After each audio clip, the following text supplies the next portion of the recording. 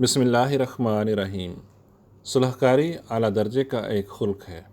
انتخاب از خطبہ جمعہ حضرت خلیفۃ المسیح الخامس ایدہ اللہ تعالیٰ بنصرہ العزیز فرمودہ 18 اگست 2017۔ روزنامہ الفضل انٹرنیشنل بدھ 22 نومبر 2023۔ حضور فرماتے ہیں، حضرت مسیح موعود علیہ السلام نے اپنی کتاب اسلامی اصول کی فلسفی میں ترک شر کی قسموں کا ذکر فرمایا، اور یہ ذکر فرماتے ہوئے ایک قسم آپ نے یہ بیان فرمائی، یعنی کہ شر کو کس طرح ترک کیا جا سکتا ہے، کس طرح کیا جانا چاہیے اور کس طرح ترک ہوتا ہے۔ اور مختلف طریقوں میں سے ایک یہ ہے کہ دوسرے کو ظلم کی راہ سے بدنی آزار نہ پہنچانا اور بے شر ہونا اور صلح کاری کی زندگی بسر کرنا۔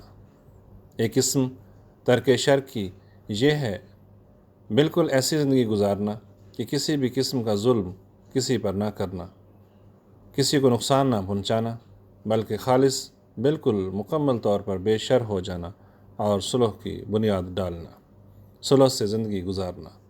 آپس میں محبت اور پیار کو بڑھانا یہ ضروری ہے۔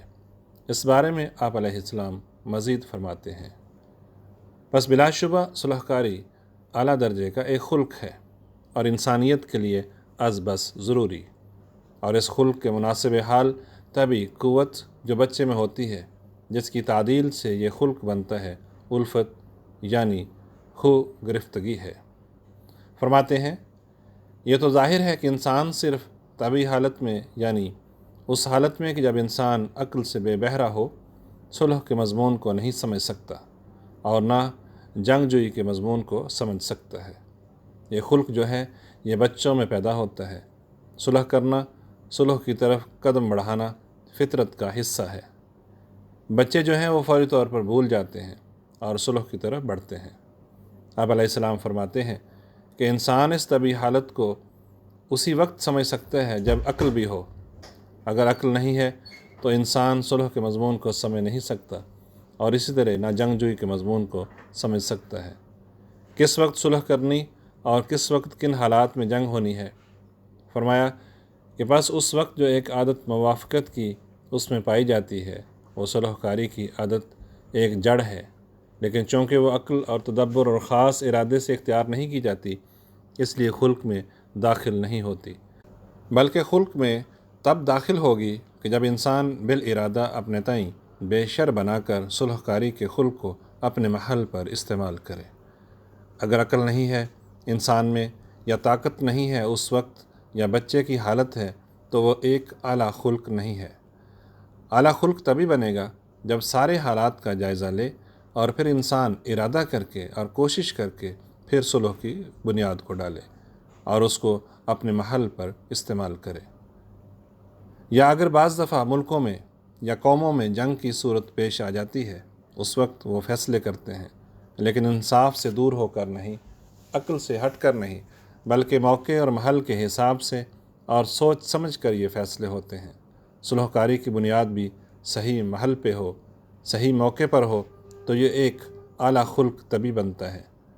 فرمایا کہ جب انسان بالارادہ اپنے تئیں بے شر بنا کر صلح کاری کے خلق کو اپنے محل پر استعمال کرے اور بے محل استعمال کرنے سے مجتنب رہے، اس میں اللہ جل شانہ یہ تعلیم فرماتا ہے، وَأَصْلِحُوا ذَاتَ بَيْنِكُمْ، کہ اپنے درمیان اصلاح کرو، وَالصُّلْحُ خَيْرٌ، صلح بہرحال بہتر ہے، وَإِن جَنَحُوا لِلسَّلْمِ فَاجْنَحْ لَهَا، کہ اگر وہ صلح کے لیے جھک جائیں تو تو بھی ان کے لیے صلح کے لیے جھک جا۔ اگر دشمن صلح کے لیے جھک جائے یا دوسرا فریق صلح کی طرف مائل ہو تو پھر صلح کرو، وَإِن جَنَحُوا لِلسَّلْمِ فَاجْنَحْ لَهَا۔ پھر اللہ تعالیٰ فرماتا ہے کہ وَعِبَادُ الرَّحْمَنِ الَّذِينَ يَمْشُونَ عَلَى الْأَرْضِ حَوْنًا، کہ اور رحمان کے بندے وہ ہیں جو زمین پر فروتنی کے ساتھ، عاجزی کے ساتھ چلتے ہیں۔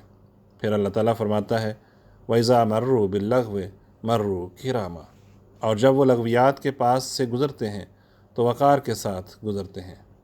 پھر آپ نے یہ آیت کوٹ کی کہ ادفع باللتی ہی احسن فإذا الذی بینک وبینہ عداوۃ کأنہ ولی حمیم، کہ ایسی چیز سے دفاع کرو جو بہترین ہو، اگر اس طرح احسن رنگ میں کرو گے تو تب ایسا شخص جس کے اور تیرے درمیان دشمنی ہے گویا کہ وہ گہرے دوست بن جائیں گے۔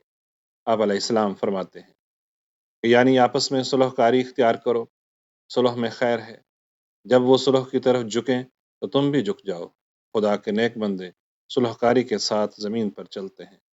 اور اگر کوئی لغویات کسی سے سنے جو جنگ کا مقدمہ اور لڑائی کی ایک تمہید ہو تو بزرگانہ طور پر طرح دے کر چلے جاتے ہیں۔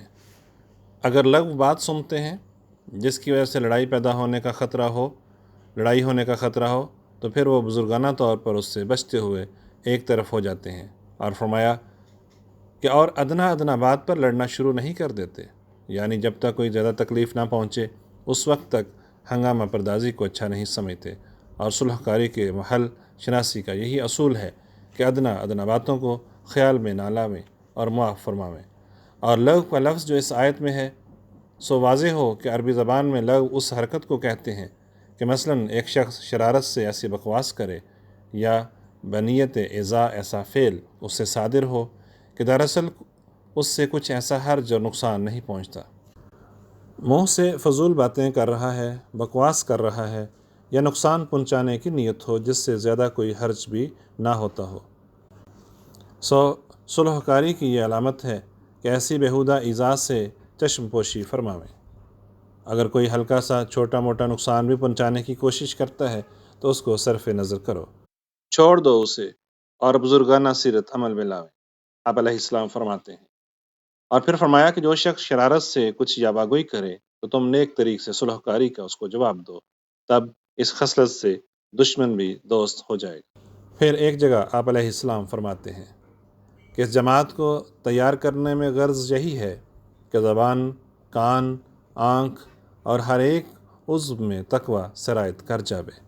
تقوی کا نور اس کے اندر اور باہر ہو، اخلاق حسنہ کا اعلیٰ نمونہ ہو اور بے جا غصہ اور غضب وغیرہ بالکل نہ ہوں۔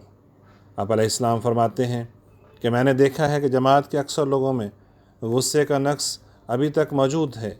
تھوڑی تھوڑی سی بات پر کینہ اور بغض پیدا ہو جاتا ہے اور آپس میں لڑ جھگڑ پڑتے ہیں۔ ایسے لوگوں کا جماعت میں سے کچھ حصہ نہیں ہوتا اور میں نہیں سمجھ سکتا کہ اس میں کیا دقت پیش آتی ہے کہ اگر کوئی گالی دے اور دوسرا چپ رہے اور اس کا جواب نہ دے۔ ہر ایک جماعت کی اصلاح اول اخلاق سے شروع ہوا کرتی ہے۔ چاہیے کہ ابتدا میں صبر سے تربیت میں ترقی کرے۔ فرمایا کہ سب سے عمدہ ترکیب یہ ہے کہ اگر کوئی بدگوئی کرے تو اس کے لیے درد دل سے دعا کرے کہ اللہ تعالیٰ اس کی اصلاح کر دے اور دل میں کینے کو ہرگز نہ بڑھاوے۔ آپ علیہ السلام فرماتے ہیں کہ جیسے دنیا کے قانون ہیں ویسے خدا کا بھی قانون ہے۔ جب دنیا اپنے قانون کو نہیں چھوڑتی تو خدا تعالیٰ اپنے قانون کو کیسے چھوڑے؟ پس جب تک تبدیلی نہ ہوگی تب تک تمہاری قدر اس کے نزدیک کچھ نہیں۔ فرمایا خدا تعالیٰ ہرگز پسند نہیں کرتا کہ حلم اور صبر اور عفو جو کہ عمدہ صفات ہیں ان کی جگہ درندگی ہو۔ اگر تم ان صفات حسنہ میں کوئی ترقی کرو گے تو بہت جلد خدا تک پہنچ جاؤ گے۔